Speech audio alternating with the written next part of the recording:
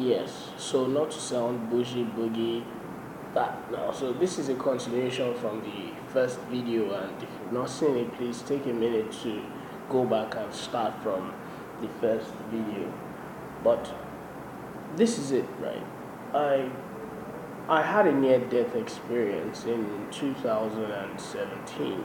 I was at the wrong place at the wrong time, and I almost lost my life. I was at the time running a sports betting company, which I was privileged to run because I was in charge of digital marketing, and that was pretty much the most important responsibility for that business. And so I was in the process of getting the license in Benue State, and I almost lost my life. My uncle was killed.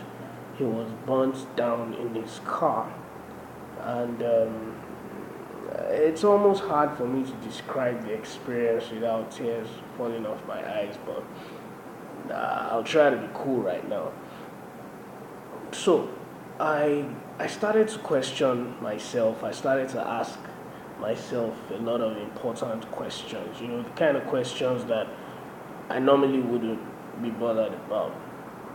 You know, usually, yeah, there was a time in my life when I was the shy type. Then at the point, I became the outgoing type. I was up and about. I was everywhere, and then I realized that I wasn't really um, wired for that type of personality. So I came back into my shell sometime around 2006.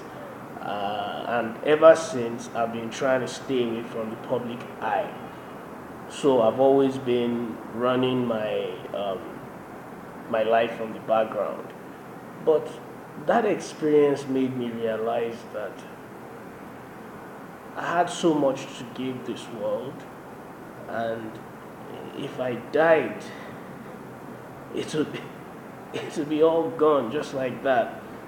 So many generations yet unborn that could learn some tricks, tips, principles, laws that I've been able to imbibe, I've been able to embody, I've been able to take them from the books to my lifestyle.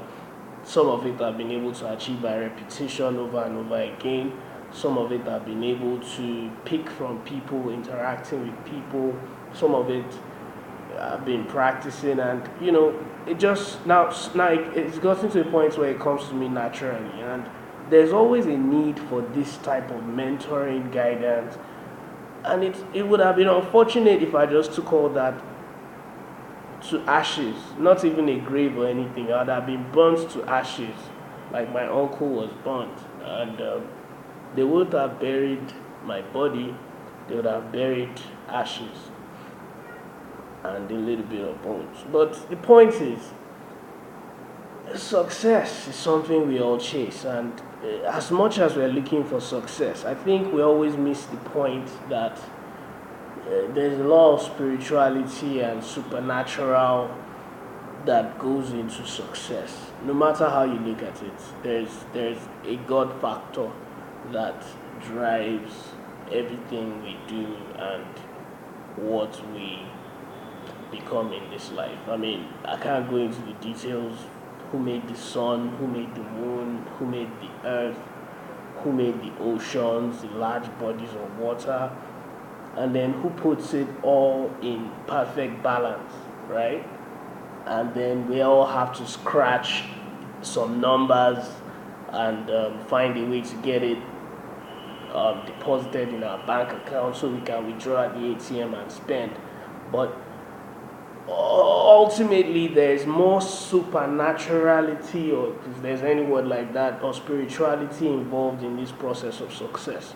So my new book is going to be dealing with the different lessons in my life that I learned in the process of getting to this point, um, and how I can teach the next generation, and how they can also um, see things from a more holistic point of view, not just from the eyes of trying to buy cars and houses, get the beautiful girls, wear the best clothes, I mean, while all that is cool, I wouldn't say people shouldn't go for that. But what if you die?